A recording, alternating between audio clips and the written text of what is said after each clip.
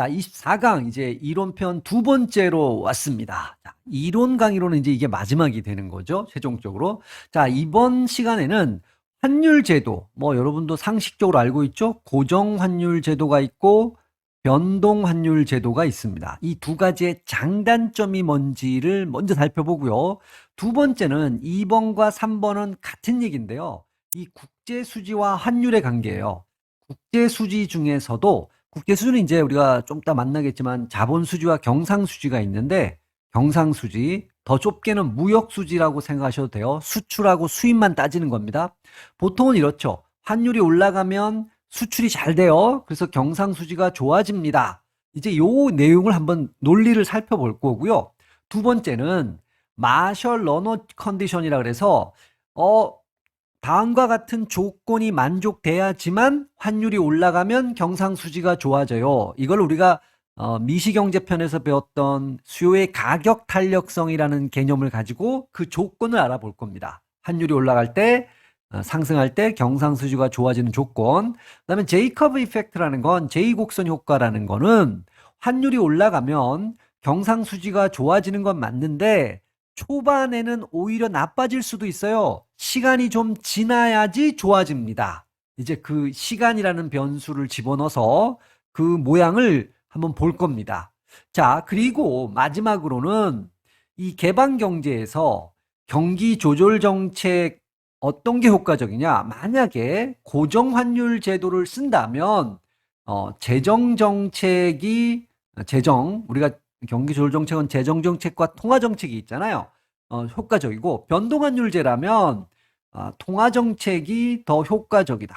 줄여서 이제 고재 변통 뭐 이렇게도 외울 수가 있는데 어쨌든 그 논리를 효과적이라는 얘기는 무슨 얘기예요? 생산을 늘린다. 즉 노동 수요를 늘린다. 경기가 살아난다. 이런 얘기가 되겠죠. 이제 그 흐름을 제가 조근조근 설명을 드릴 겁니다. 자, 그러면 출발 바로 하기 전에요. 우리가 앞에서 배웠던 외환시장, 우리는 원화 가치를 중심으로 봤죠. 여기 원화량. 근데 외화, 여기서 외화는 달러라고 생각해 두시면 됩니다. 달러, 외화 가치. 이걸 뭐라 그래요? 환율이라 그러잖아요. 이렇게도 볼 수 있어요. 그럼 외화의 공급, 이건 달러의 공급이 되겠죠? 외화의 수요, 달러의 수요가 되고 여기는 외화량, 달러량. 우리는 왼쪽 걸로 주로 봤죠. 근데 이 두 가지를 여러분이 조금 오해할 수 있기 때문에 제가 하나로 설명해 볼게요. 만약에 해외여행이 증가했다고 가정을 해봅니다. 우리나라에서. 그러면 우리나라 사람이 달러 주세요 하겠죠. 달러 수요가 증가할 거예요. 그 대신 원화는 내놓겠죠. 원화를 외환시장에 내놓고 달러를 받아서 해외로 나갈 거란 말이에요. 그러니까 원화는 공급이 증가하는 거예요. 그러니까 공급이 증가하면 오른쪽으로 이동하잖아요. 그럼 원화 공급을 이렇게 오른쪽으로 이동시켜 보세요. 그러면 원화 가치가 어떻게 돼요? 하락한다라는 걸 우리가 금방 알 수 있죠? 자, 그러면 달러 수요가 증가한다니까 이쪽 그림에서 달러 수요가 이렇게 오른쪽으로 이동할 겁니다. 그러면 외화의 가치가 올라가. 그 얘기는 환율이 올라간다는 얘기예요. 그러니까 우리가 양쪽에서는 반대가 돼요. 이게 원화의 공급이 증가한다는 얘기는 달러 쪽으로 보면 수요가 증가한다는 얘기예요. 그래서 요런 일이 벌어져서 결과적으로는 환율이 올라가는구나. 그러니까 여러분이 이것만 봐도 만약에 우리는 이것만 주로 공부했잖아요. 원화 가치가 하락한다는 것만 알면 달러 가치는 올라가네. 달러 가치가 올라간다는 얘기는 환율이 올라가네. 그러니까 원화 가치가 내려갔어요. 환율이 올라가네요. 이걸 여기서 쉽게 우리가 이해할 수 있죠. 보통 이제 요 그림으로도 많이 보는 거죠. 요렇게도 많이 따져봅니다. 여러분 이제 그러면 뭐 헷갈리시는 게 별로 없을 거예요. 가볍게 정리가 되실 겁니다. 너무 간단하죠? 그러니까 이 그림으로 보면 여기 제가 요거 하나 갖다 놨지만 수많은 또 어떤 경제적 사건들이 벌어지죠? 그러면 외환시장에 어떤 충격을 주냐? 원화 수요, 달러 수요, 원화 공급, 달러 공급에 어떤 영향을 주냐? 한쪽을 이해하면 반대쪽으로만 잘 가시면 뭐 아주 쉽게 이해가 될 수가 있습니다. 자, 이제 큰 그림을 먼저 한번 보고 가죠. 너무 복잡하죠. 하나 들어간 게 이 외환시장이 추가됐어요. 원화 조금 전에 그림으로 이 두 가지로 봤잖아요. 어쨌든 환율이 결정이 됩니다. 그러면 우리가 이론편 1에서 이 환율을 결정하는 게 물가다. 그게 이제 구매력 평가설이었죠. 아니다. 이자율이다. 이게 이자율 평가설이었잖아요. 이게 이제 단기적으로 그렇다.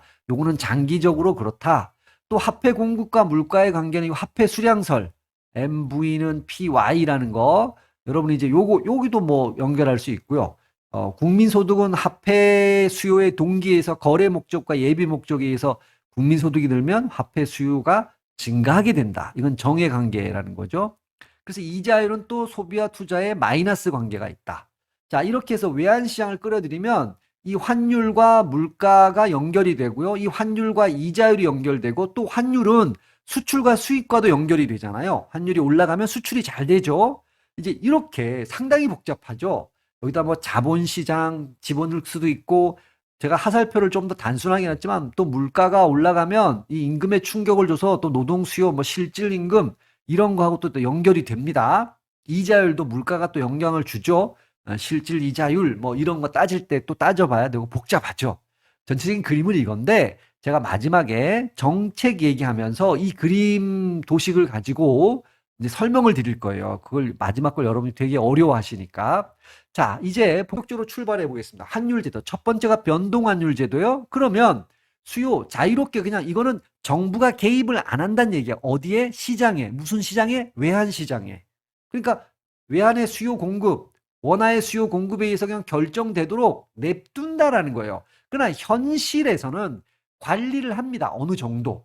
왜냐하면 너무 많이 환율이 뛰거나 갑자기 너무 많이 떨어지면 경제의 충격이 굉장히 크기 때문에 완벽하게 변동 환율제를 유지한 나라는 거의 없죠. 국가가 관리를 하는 관리 변동 환율 제도가 현실적인 겁니다. 자, 그러면 변동 환율 제도를 하면 장점이 뭐가 있고 약점, 단점이 뭐가 있어요? 요건데 단점을 먼저 볼게요. 요거에 대해서 단점.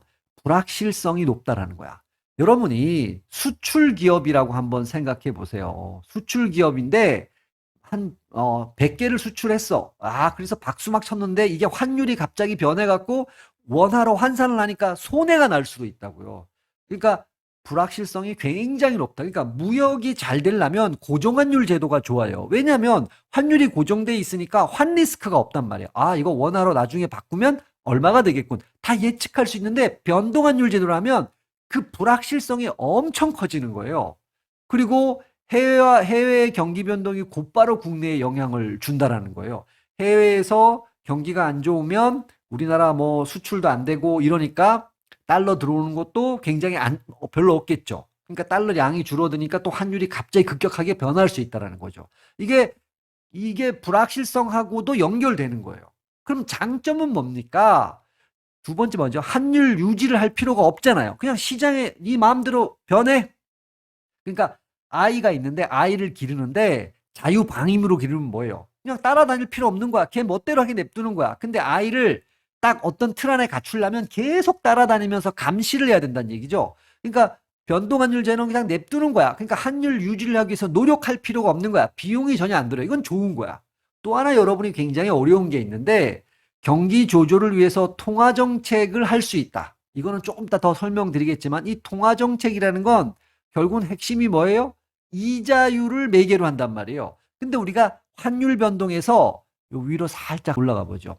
이자율, 통화정책이라는 건 이거예요. 통화공급을 늘렸어. 그럼 이자율이 떨어지겠죠. 그런데 외환시장까지 고려하면 이자율이 환율에다 영향을 준단 말이에요. 근데 변동환율제는 상관이 없어. 환율이 올라가든 내려가든 냅두는 거야, 그냥. 그러니까 마음껏 하면 돼요, 그냥. 환율에 신경 안 쓰고. 그러니까 통화정책을 자유롭게 할 수 있다는 얘기가 그 얘기예요. 요 얘기가 통화정책 시행이 가능하다. 그럼 변동환율제는 이걸 잘 못한다는 얘기잖아요. 이제 고정환율제는, 그죠? 자, 이제 고정환율제를 이건 정부가 개입하는 겁니다. 근데 실제로는 딱 얼마에 딱 고정하는 건 아니고 일정 폭을 정해놓고 그 폭 안에서 변하는 거 정도를 허용하는 거예요. 뭐 딱 예를 들어서 1달러에 1200원 이렇게 딱 고정하지는 않아요. 뭐 예를 들어서 여기에서 플러스 마이너스 뭐 30원이다 그러면 이렇게 퍼센트겠지만 이렇게 요 정도로 간다라는 거. 일정 폭을 허용은 합니다. 아무리 고정 환율 제도로 현실에서는. 자, 장점은 뭐냐? 이게 제일 장점이야. 고정돼 있으니까 예측할 수 있어요. 그러니까 불안정성과 불확실성이 제거된다라는 거예요. 그러니까 무역이 더 잘 될 수 있어요, 이러면. 여러분이 해외 유학을 갔어요. 근데 환율이 널뛰면은 요번 달은 저번 달은 500만 원이 됐는데 이번 달은 800만 원이 돼야 되고 막 이렇게 가잖아요. 근데 500만 원으로 고정돼 있으면 늘 예측을 할 수 있잖아요. 불안정성, 불확실성이 제거된. 이게 제일 강한 거예요. 고정환율 단점, 유지 비용이 든다. 반대예요, 변동환율제랑 유지 비용. 자, 또 하나가 왜곡시킬 수가 있어요. 원래는 이 수출 수입에 의해서 환율, 이 가격이 반영이 돼야 된단 말이에요. 물가가 또 환율에 반영이 되잖아요. 근데 이걸 고정시켜 버리니까 수입 수출을 왜곡, 상품의 수입 수출을 왜곡시킬 수가 있다라는 거고. 자, 그 다음에 이 환율 방어를 하려면 외환 보유고를 갖고 있어야 돼요. 달러를 충분히 갖고 있어야지, 달러가 모자라네. 그럼 달러를 공급해주고, 달러가 남아도면 또 매입할 수 있고. 그러니까 달러를 필요할 때마다 공급해서 이 환율, 원화와 달러의 양을 적정 수준으로 고정을 시켜야 된단 말이에요. 그러니까 제가 계속 말씀드리지만 양으로 모자라는 거예요. 외환시장을. 여기 원화가 있고 여기 달러화가 있다고 하면, 자, 달러가 모자라요. 이러면 외환 당국이 있다가 달러를 여기다 공급해 줘야 된단 말이에요. 그래서 달러를 원화가 이렇게 늘어났다 그러면 달러도 늘어나게 해서 이렇게 밸런스를 맞춰줘야 된단 말이에요. 그러니까 외환 보유고를 갖고 있어야 되죠. 통화정책 목표를 설정할 수 있다. 그러니까 왜 그러냐? 조금 전에 말씀드렸죠? 통화정책을 하면 이자율이 조정이 돼요. 근데 이자율은 환율 변동을 초래한단 말이에요. 근데 이 고정환율제는 환율이 변동하면 안 되잖아요. 고정으로 유지를 해줘야 돼. 그래서 마음대로 통화정책을 하기가 어렵다라는 거야. 근데 변동환율제는 마음대로 통화정책 해도 돼요. 이자를 바뀌어도 상관없어. 그래서 환율 바뀌어도 상관없는 거야. 이해되죠? 자, 그러니까 변동환율제와 고정환율제는 이런 장단점이 있습니다.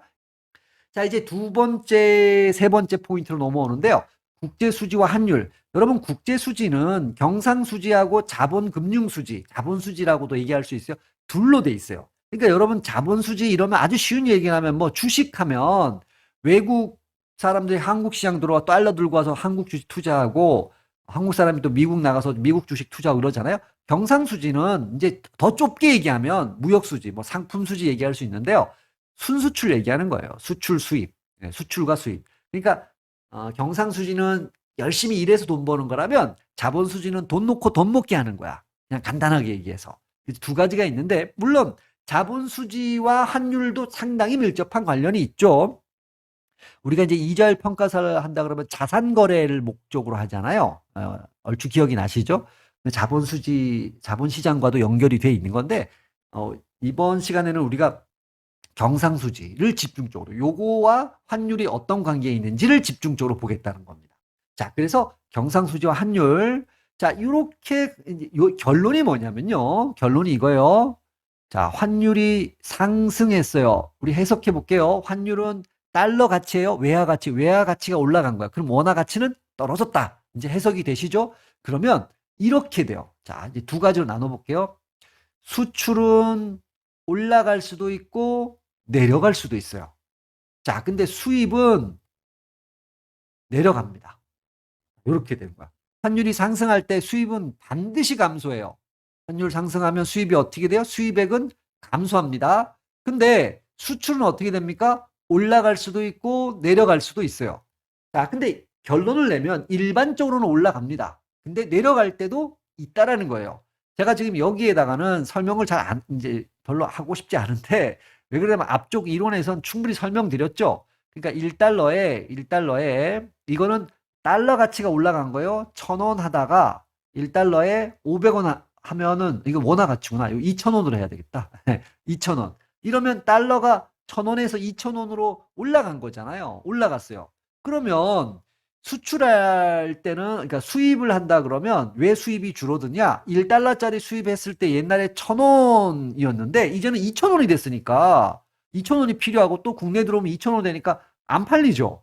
비싸지니까. 수입은 당연히 떨어지는 겁니다. 자, 그런데 수출은 아주 미리 얘기하면 물량으로 보면 항상 올라가는데 액수로 보면 떨어진다. 이제 요게 문제예요. 요거를 모두 가능하다. 일단은 그걸 제가 납득시켜 드려야 되잖아요.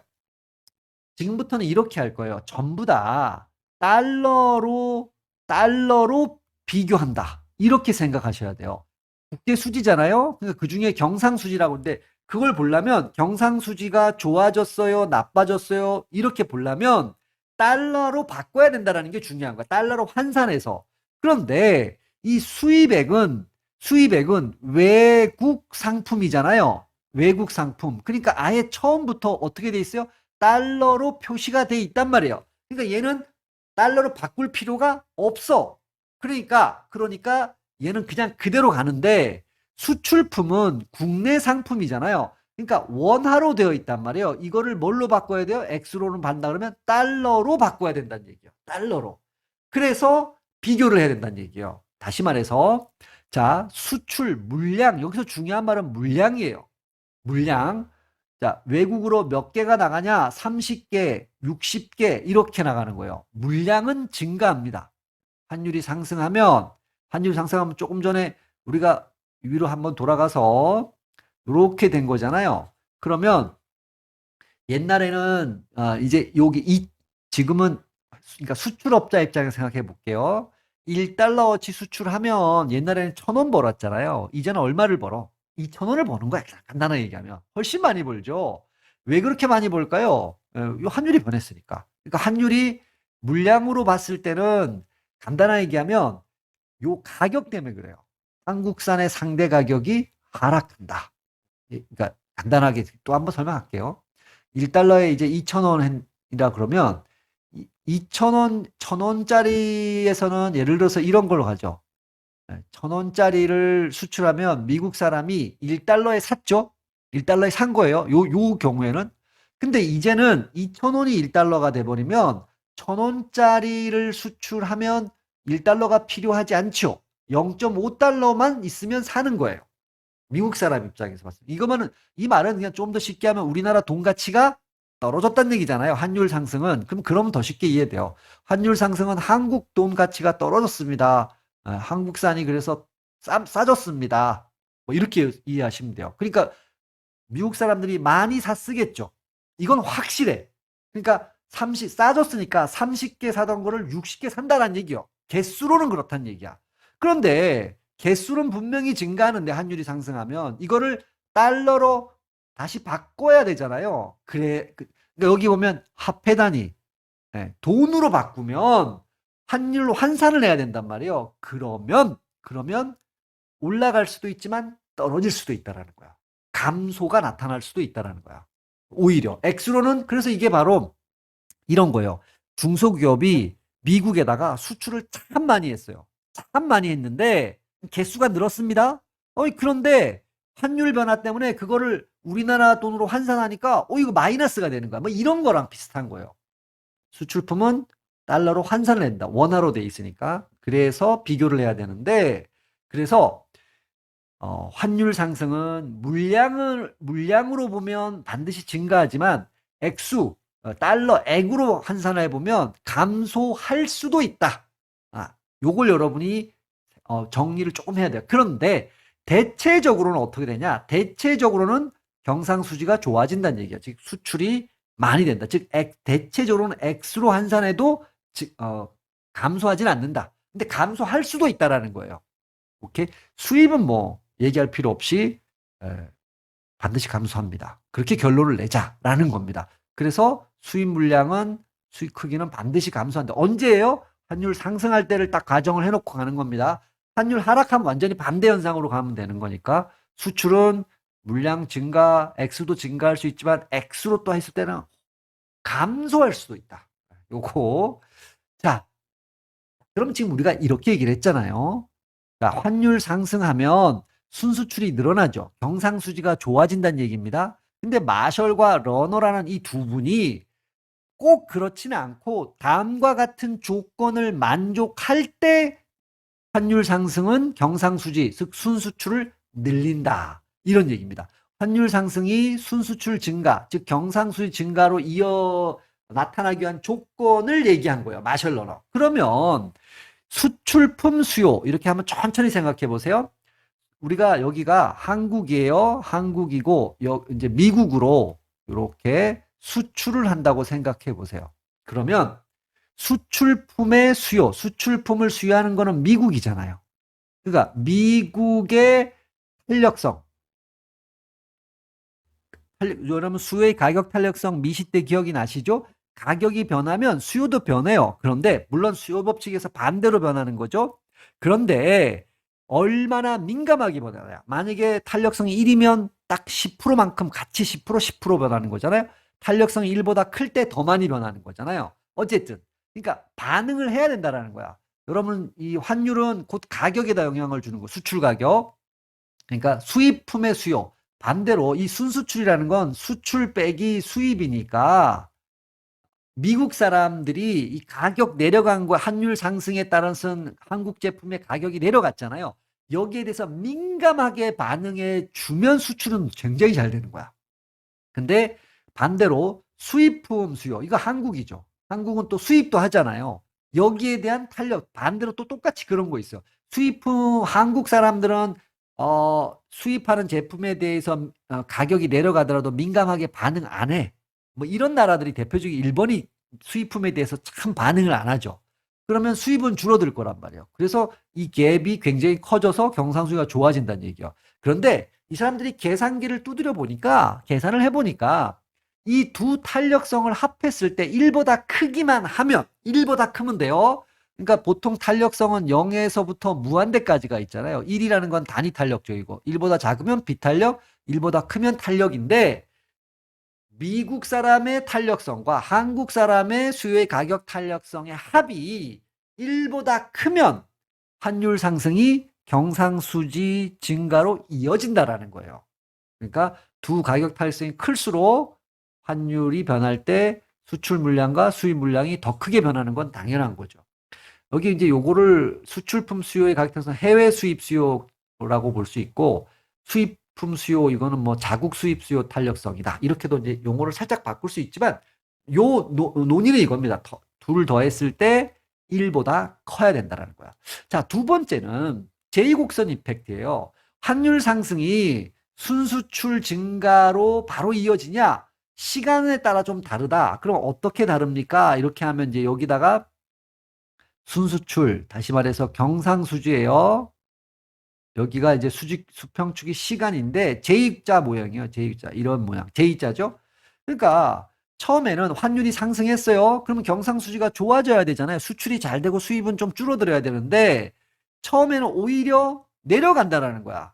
시간이 지난 다음에 올라가기 시작한다라는 거야. 정상적으로. 왜 그럴까요? 이거는 즉각적으로 영향을 안 준다는 얘기예요. 여러분들 그냥 아주 간단하게 얘기하면 어떤 제품이 가격이 떨어졌대요. 그러면 바로 그 제품의 수요가 올라가나요? 그렇진 않죠. 좀 시간이 지나서 사람들이 그걸 알아야 돼. 아, 야, 떨어졌네? 그럼 한 2, 3일 걸리겠죠. 그와 마찬가지로 환율이 상승해서 우리나라 제품 가격이 떨어지더라도 미국 사람이 그걸 알기까지는 시간이 필요해요. 즉각적으로 변하지 않아요. 즉각적으로 반영이 안 돼요. 시간이 필요합니다. 그래서 초반에는 감소합니다. 오히려. 감소하지 않을 수도 있지만 예를 들어서 뭐 감소 안 하면 최소한 올라가지는 않아. 근데 어떤 제2곡선은 감소하다가 나중에 가서야 증가합니다. 이걸 조금 더 완화해서 얘기하면 초반에는 반응을 별로 안 해요. 가격 떨어졌는데 그러니까 여러분이 장사하시는 분들은 가격을 낮췄는데 초반에는 소비자들이 큰 반응을 안 해. 그러다가 소문이 퍼져. 야, 저 집 가격 떨어졌어. 그러면 이제 쭉 올라가는 거. 그런 거와 똑같다라는 거야. 그걸 보여주는 게 제이커브 이펙트라는 겁니다. 자, 이제 요거 하나 정리하면 보죠. 마셜 러너 조건이 충족돼요. 그래서 두 탄력성의 합이 1보다 크다는 얘기고 제2곡선 효과는 없어요. 그 얘기는 뭐냐면 즉각적으로 환율 상승하면 경상수지가 좋아진다. 그러면 원화 가치 하락, 즉 환율 상승하면 순수출 증가하죠. 그러면 수출이 증가하니까 많이 만들어야 되잖아요. 고용이 증가할 겁니다. 그걸 만들어 수출해야 되니까. 그 얘기는 노동수요 증가하고 총생산 증가예요. 첫 번째.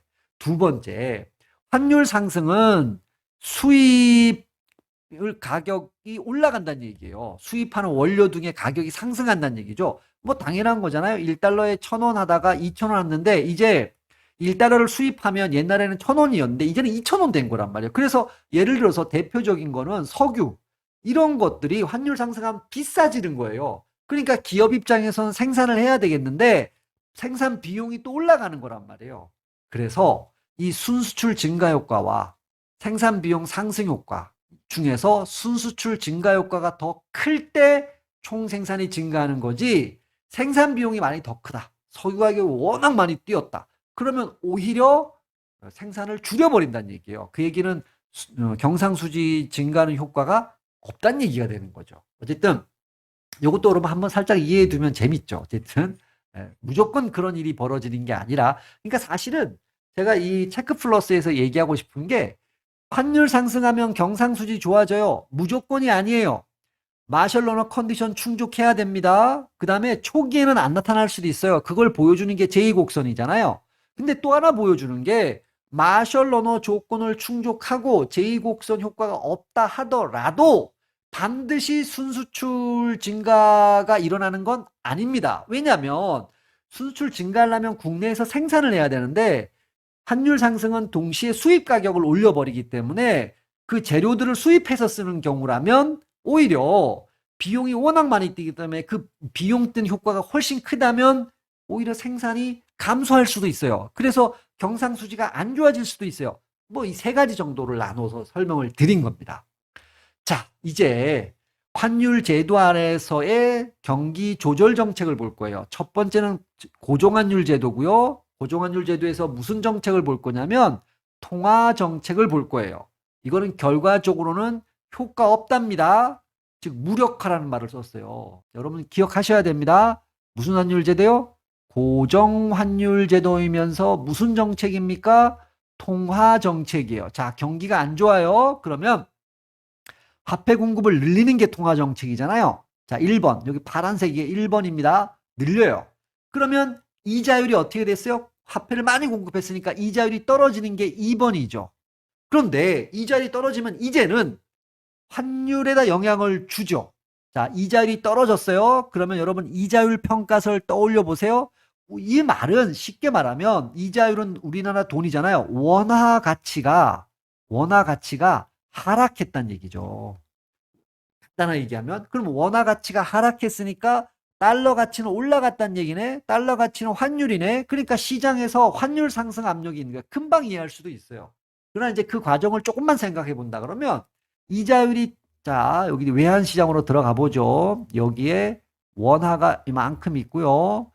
달러화가 요만큼 있어요. 그래서 양으로 보면 1대1로 있는 상태입니다. 근데 통화공급 늘려서 이자율이 떨어지니까 이제 우리나라 사람이 미국에다가 투자하려고 하겠죠. 저금을 해놓으려고 그럴 거야. 우리나라 이자는 5%인데 미국 이자는 10%가 된 거란 말이에요. 지금 이자율이 떨어져 갖고. 그러면 우리나라 외환 시장에서 원화를 공급하고 달러를 수요하겠죠. 달러 주세요. 원화 드릴 테니까, 이런 얘기잖아요. 그러니까 원화가 이렇게 늘어난다는 얘기예요. 달러는 상대적으로 어떻게 돼요? 줄어든다는 얘기야. 그리고 그 달러 들고 미국 은행에다가 집어넣는다는 얘기죠. 그렇죠? 그러니까 원화량이 훨씬 많아졌죠. 달러량보다. 그러니까 원화 가치가 어떻게 돼요? 떨어지는 거야. 그럼 환율 상승 압력이 있죠. 그런데 이거는 고정환율이잖아. 그러니까 환율을 고정시켜야 돼. 그러니까 여기서 자세히 봐보면 원화가 지금 이만큼 됐어요. 달러는 이만큼으로 줄었어요.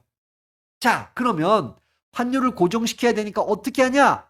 화폐 공급을, 그러니까 이자를 다시 올리는 건데요. 환율을 상승이 있는데 상승을 해야 돼, 원래는. 근데 환율을 상승하지 못하게 하는 거야. 그러면 어떻게 되냐면 두 가지 방법이 있죠. 달러 공급을 늘리는 거야. 그죠? 제가 빨갛게 해볼게요. 달러 공급을 이렇게 늘려줍니다. 늘려주고, 그 대신 달러를 팔고 그 대가로 뭐예요? 원화를 사는 거야. 요거에 반대 일이 벌어지는 거죠. 자, 한국은행이 외환시장에다 이만큼을 달러를 팔아요. 그럼 공급됐죠? 그러면 여기에 해당하는 원화를 뭐야? 원화를 가지고 가는 거죠. 달러 주고 원화 받는 거야. 달러 팔고 원화로 받아서 가니까 시장의 원화는 줄어들고 달러는 늘어나죠. 그래서 1대1을 맞출 거야. 요렇게 다시 맞춰놓는 거야. 그러면 그 얘기는 달러가 공급되고 원화는 줄어든다는 얘기잖아요. 달러를 공급하고 그 대가로 원화를 받아서 한국은행이 쓱 가져가는 거야. 그럼 시중에 풀려있는 원화, 즉 화폐 공급이 줄어든다는 얘기예요. 그러면 다시 이자율이 어떻게 돼요? 요렇게. 원래 이자율이 내려가면 투자가 올라가잖아요. 수요가 늘고 공급 늘어서 노동 수요 늘고 경기가 좋아진단 말이에요. 그런데 그래야 되는데 여기에서 환율을 고정하기 위해서 다시 화폐 공급을 줄일 수밖에 없어. 자동으로. 그러니까 이자율이 올라가는 거야. 그러니까 이 효과가 안 나타나는 거죠. 이 효과가 안 나타나는 거야. 원위치가 돼버렸다는 얘기예요. 그러니까 고정환율제 통화정책 효과 있다 없다? 없다라는 얘기예요. 그렇게 화폐 공급 증가했어요. 이자율 하락했어요. 쭉쭉 가서 원화 가치 하락했어요. 그러니까 원화 가치 하락 얘기는 환율이 지금 어떻게 되고 있다는 얘기예요. 상승하려고 하는 압력을 제가 좀 전에 말씀드렸죠. 여기 환율 상승 압력을 받고 있다고 해석하셔야 돼요. 그래서 다시 원화 가치 유지해서 외환을 달러를 팔고 원화로 받아서 원화를 매입한다는 얘기가 화폐 공급량이 줄어든다는 얘기예요. 그러니까 줄어드니까 다시 이자율 하락했는데 이자율이 원위치로 상승해 버려갖고 효과 없다는 얘기예요. 이자율로 뭔가 경기를 움직이는 건데 투자를 이자를 내려갔다 다시 올랐네. 그러니까 여기에서는 이거예요. 이자율이 처음에 내려갔다가 조금 있다 다시 올라오는 거야. 그러니까 원위치 이자율이 안 변하니까 총수요 투자 소비에다 영향을 못 주는 거야. 그러니까 공급도 안 변하는 거야. 무력하다. 무력하다. 통화정책은 고정환율제에서 효과가 첫 번째 그러면 재정정책은 효과가 있다는 얘기잖아요. 근데 여기 이제 국채 판매로 가서 저축 감소해서 이자율 상승 제일 중요한 건 이자율 상승인데 요건 좀 이따 설명해 요건 그렇게 어려운 얘기는 아닌데 저는 이제 요 그림으로 설명해야 돼요. 자, 요게 재정정책이잖아요. 재정정책 확대 재정책 하는 겁니다. 여기 그러면 고정환율제라는 걸 잊으시면 안 돼요. 요렇게. 자, 그럼 올렸어요. 확대 재정책 했습니다. 그럼 수요 늘겠죠? 수요 늘니까 공급 늘고 노동 수요 늘고 임금 늘고 국민 소득이 늘어요. 자, 그러면 이 국민 소득이 느니까 화폐 수요도 늘죠. 어떤 목적? 거래 목적. 우리가 화폐 수의 3대 동기를 생각해 보세요. 거래 목적, 예비 목적은 소득에 정비례합니다. 화폐 수요가 느니까 이자율이 어떻게 돼요? 올라가는 거예요. 여기까지는 자연스럽게 올 수 있죠. 이자율 상승까지 옵니다. 그런데 이자율은 상승하니까 이 원화 가치가 어떻게 됐다는 얘기예요? 올라갔다는 얘기예요. 그 얘기는 달러 가치가 떨어졌다는 얘기죠. 그러니까 환율 하락 압력이 있는 거야. 환율. 그러니까 고정환율제예요. 환율이 떨어지면 안 돼.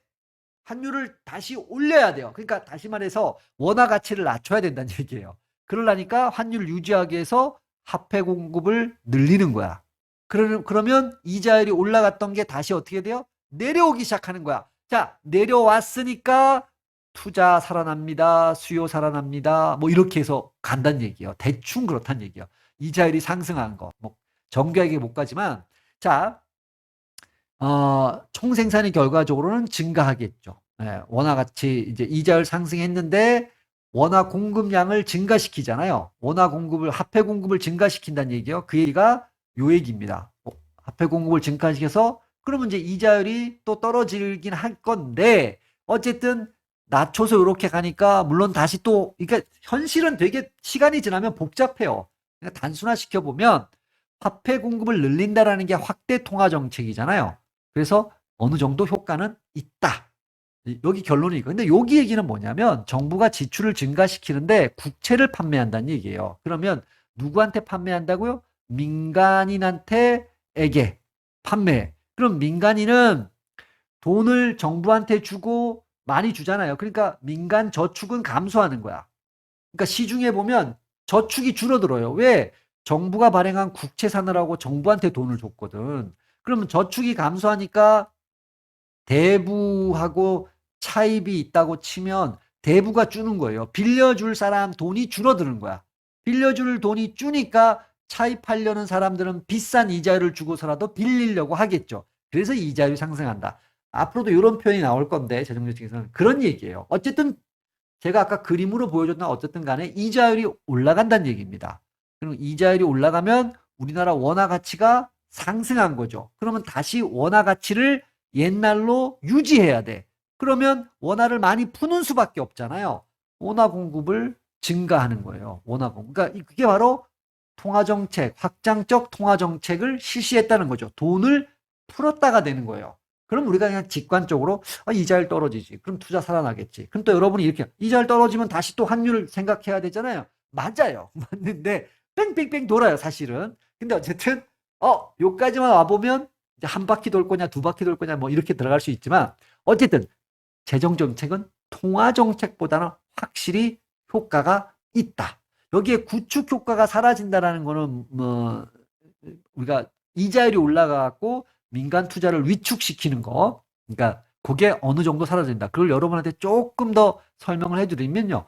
구축 효과는 자 여기까지 오면 이자율이 올라갔잖아요. 이자율이 올라가서 정부 지출에서 국민소득 늘었죠. 근데 이자율이 올라갔죠. 똥삥 돌면 얘가 또 다시 줄 거예요. 줄어들어서 국민소득 늘어나는 걸 구축 밀어냈다라는 건데 외환시장 가면 환율 때문에 이자율이 다시 내려간단 말이에요. 그래서 국민소득이 줄어드는 걸 막아낸다라는 거죠. 뭐 대충 이해하시면 그렇게 된다라는 겁니다. 크게 염두에 두지는 마시고요.